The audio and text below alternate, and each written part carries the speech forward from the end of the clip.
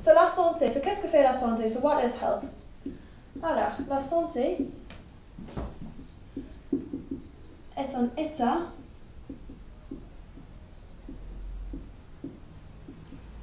complet bien-être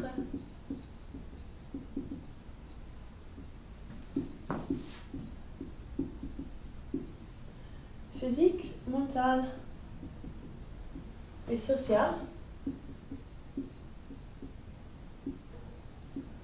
Okay, so you could end it there. Okay, so that's one bit of it. So what we're saying there is health is a complete state of physical, mental and social well-being. So you could just end it at that.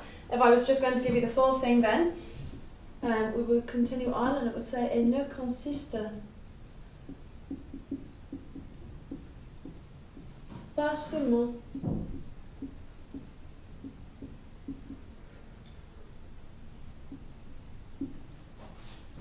en une absence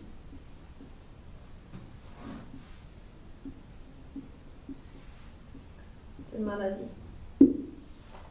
So basically what we're saying there is that health is a complete state of well-being, of physical, mental and social well-being, and ne consiste pas seulement en une absence de maladie, and does not consist only in the absence of sickness. So basically that rather than just considering health to be the opposite of illness, that if you look at it as a complete state of well-being, that you might physically be sick but still have very good mental and social well-being and still be somewhat healthy. Okay, so to be honest with you, I'd even just write it up to the word social, but just if you want to have the full definition there.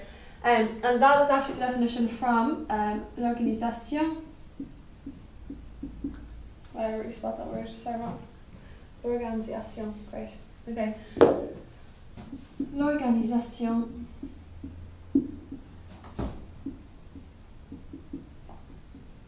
mondiale de la santé, which is the World Health Organization. So that is the definition of health according to the World Health Organization in French. Okay, so l'Organisation Mondiale de la Santé. Okay, so what I want to do now is, rather than kind of read through all the notes and get really bored and stuff, I'm just going to kind of go through like a big spider diagram of loads of different things about health. And I'm going to go through, I literally have a photo of an old whiteboard from my 6 years this year on my iPad. And I want to go through it this way because what I did with them was I kind of used every word as like a trigger point. It's like, okay, go. What are you stressed about this year? What affects people's mental health in 6th year? Whatever. So it's very much, rather than just out of a textbook, it's from teenagers, from people the same age as you. So like, I'm not joking, this is literally what it is. So I'm going to run through it and kind of explain things as we go. So we've got the definition so far. Let me get the red marker as well, okay? That'll be good. Okay. So the first thing there that I'm going to just cover, just to get it out of the way, is going to be la santé mentale.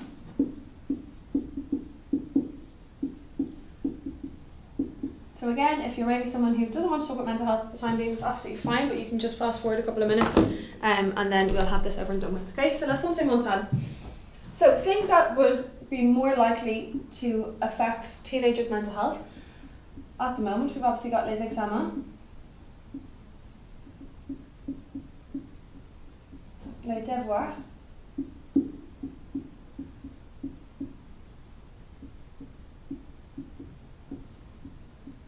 les réseaux sociaux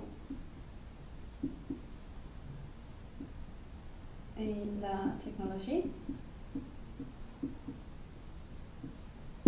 Okay, so I suppose that in my head they'd probably be the three biggest things that affect people's stress levels and mental health. Would be exams, homework, and then social media or social networks. So les réseaux sociaux are social networks, and technology then obviously. Okay, then we've got la pression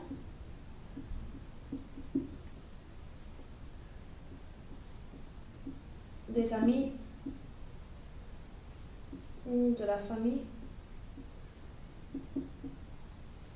Okay, so pressure from your friends or your family. That might be the next thing then. Then we've got things like sortir en boîte.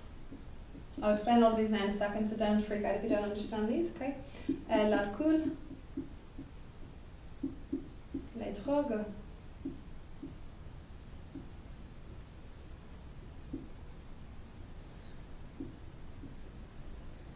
l'équilibre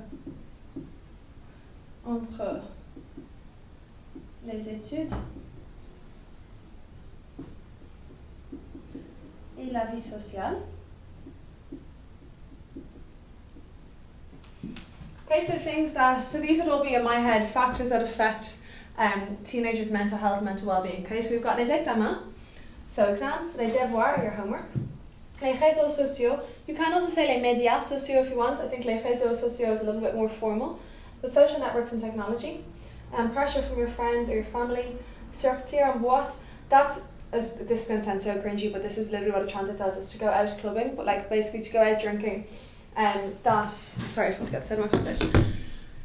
That you might either feel under pressure to go out drinking when it might not be your thing, that maybe going out drinking and having a hangover the next day can affect your mental well-being, that you might not respond very well to alcohol. There might be pressure to dress a certain way or to do certain things when you go out drinking that might make you uncomfortable, and that could affect your mental health. But I'm not being like clubbing is bad for your mental health, but that's just what I mean by it. Okay, if you look it up, it will say to go out clubbing, and I'm not that cringy, but that there's no other word for it. Okay, so then obviously similar to that, we've got alcohol and drugs are obviously huge factors for people's mental health, mental well-being. And then a kind of a little bit more advanced, a real sixth-year thing to say is l'équilibre entre les études et la vie sociale, so the balance. So if you think about it, if you're trying to keep an equilibrium, in English that's a balance, and also for anyone who's into star signs, that's where you get the word Libra from, and the sign for Libra is the scales. Okay, so l'équilibre entre les études et la vie sociale, so to find a balance between studying and social life can be something that it can be quite difficult for some people and can affect their mental health. Okay, so then we've got, with regards to, so I'm going to just kind of switch between a couple of different colours here. So what I was doing with this, right, so if we're talking about pressure from friends and family, right, so this is going to be related to it, that il faut, so il faut suivre les tendances qu'on voit sur les réseaux sociaux. Okay, so we're talking about pressure from friends and family, okay? More from friends rather than your family, okay? But it could be from maybe family members that are the same age as you, whatever.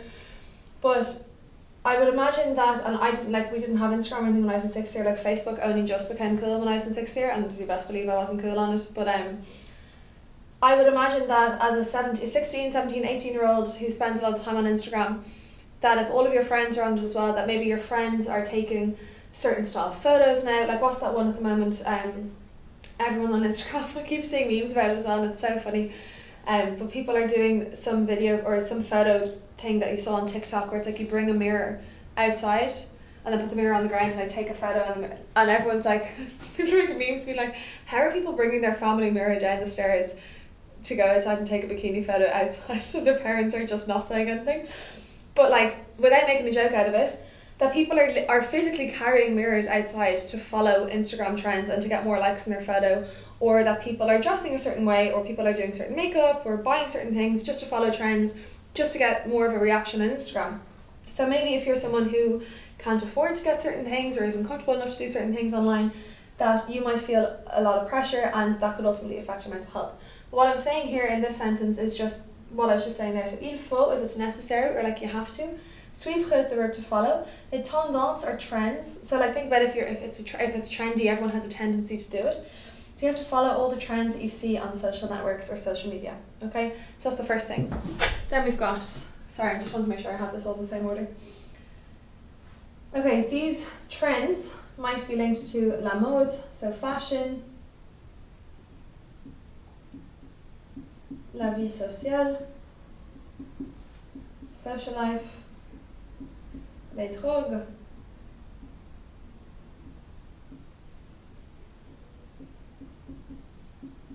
l'alcool et les régimes. Okay, and sorry, if you are taking that down, I'm just going to be stuck because I want to grab a different black marker because this one's getting a little bit wasted. That one's no better. Right. Same here. Okay, oh, perfect. Okay, so what we've got there in black, so you have to follow all the trends that you see on social networks. Those trends might relate back to fashion, or again, you could talk about les vêtements, like clothes. La vie sociale is social life, drugs, alcohol, and then le régime is what we use in French for like a diet that you might see everyone following. Like when I first got Instagram, I was like, everyone was on like a low carb diet, and I was like, that is not for me. Okay, but that you might see people eating certain things or making certain foods, whatever, and feel like that's like the trendy thing to do and feel under pressure to do that yourself. Okay, so then related back to that, so I'm going to do another little arrow up here. So sorry, I hope that's okay that I'm doing all this in black now. I just think it's going to be easier for you guys to see it.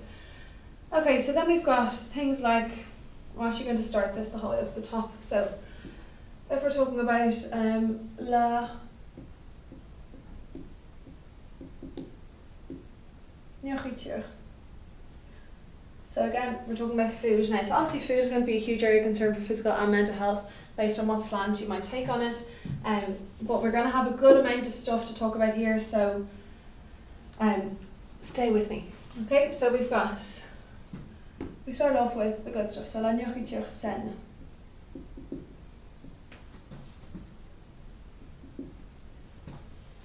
We've got la cochonnerie, le fast food. Guys, guess what that means. Okay, so la nourriture saine is healthy food. La cochonnerie is from the word cochon, which is a pig. So like if you think about it in English, if we say like to pig out, it would be like, I don't know, for me, if I was picking out, I'd be like, I'm getting a Domino's. Like that you're going to have like lots of like junk food or like what's seen as like bad food, whatever. And then the fast food is obviously then like McDonald's, all that kind of stuff. If we're talking about any type of these food, especially what is marketed more towards women, a lot of this will be talking about les calories, the calories. If we're talking about, I suppose, going to the gym, and what would be tended to be more marketed towards men would be la protéine. Okay, sorry, I just want to make sure that I have the accents in the right place. Okay, la protéine, just what I see is those two dots on the I, that's not a typo, there are two dots on it. As far as I remember, that is from German and it is called an umlaut. What it means is that, watch that just be not what it's called. But what it means is that that letter has to be pronounced on its own. So rather than saying la protéine, we say la protéine. So like you pronounce that I in its own right.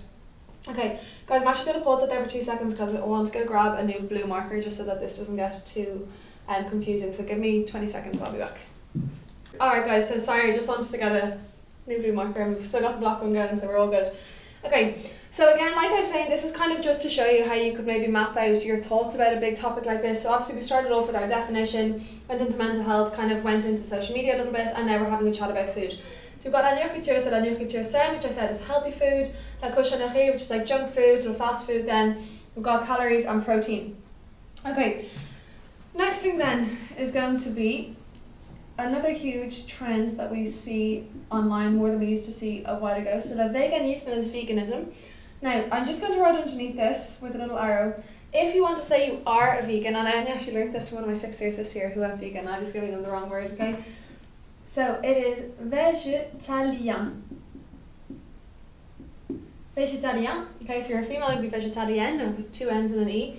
Vegetarian is the same word, just with an O instead of the L, but that is the word for a vegan. I can't say that word at home. In front of my poor dad, the butcher, he's like, not a chance, okay? So I'm only allowed to say it when I'm in school. So la veganisme or la végétalien is vegan or veganism. Okay, then if we're talking about food and all this kind of stuff, obviously we're going to get into the whole area of weight loss and weight gain. So we've got maigrir, perdre du poids, and grossir. Okay, so maigrir comes from the adjective maigre, which I think, as far as I know, is where we get the English adjective meagre from. Like we get a meagre portion of something that's very small. But maigrir is the verb to,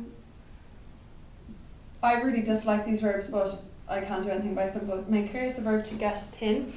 Perdre du poids is the verb to lose weight. And then grossir is literally translates as to get fat or to gain weight. Okay, but like you could also use this in the sense of if you're putting on weight in the gym, but it might not necessarily be fat. But like, just like I just go into the gym because I want to get fat, like that makes no sense. But that's literally what it translates as. But speaking of that, we've also got then, which I find it weird how common this is to come up in French, like in the exam, is the whole idea of steroids. I don't know if it was because of all the history with the Tour de France and stuff, but the whole idea of like anabolic steroids comes up way more than you might think in the French exam, whether that's in the oral exam or the written paper. If you don't know what steroids are, maybe go and Google that. Just I don't really know if I should be saying this, but anyway, just to give you some insight, they are, for the most part, illegal chemicals or drugs that people take to alter their physical appearance. They're very dangerous, they're not monitored, a lot of them are designed for animals and humans take them, which is not good. But anyway, they are usually marketed towards men in their late teens or early 20s that are starting going to the gym and want results quickly, whatever. But just so we're aware that they do come up, also you will see, I find this so weird that teachers have to teach this, but le doping as well is a huge area of concern. It's blood doping, where you would take a blood sample from you, add something, I think you add more oxygen to it, you add chemicals to it or more oxygen to it, and re-inject it back into yourself to increase your oxygen levels so that you can like literally perform for a longer amount of time, which is again related back to the Tour de France. But those two things, as much as you're probably looking at the board being like, good one, I'm never going to teach myself anything about them, even for the time being, just have them marked for yourselves that they are something that you might want to have a look at some stage over senior cycle. Okay, then if we were talking about, let me get my, I'm so annoyed that I didn't write the word nurture in red, but we'll get over it. Okay, then we've got l'activité physique.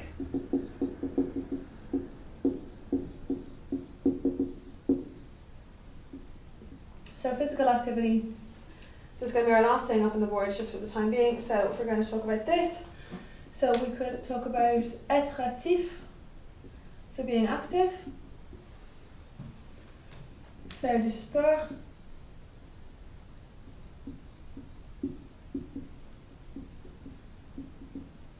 faire de l'exercice,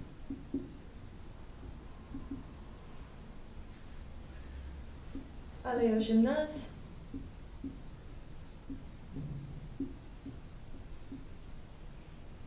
and then être parti,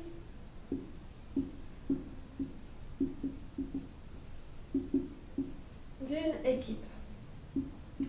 And that's my math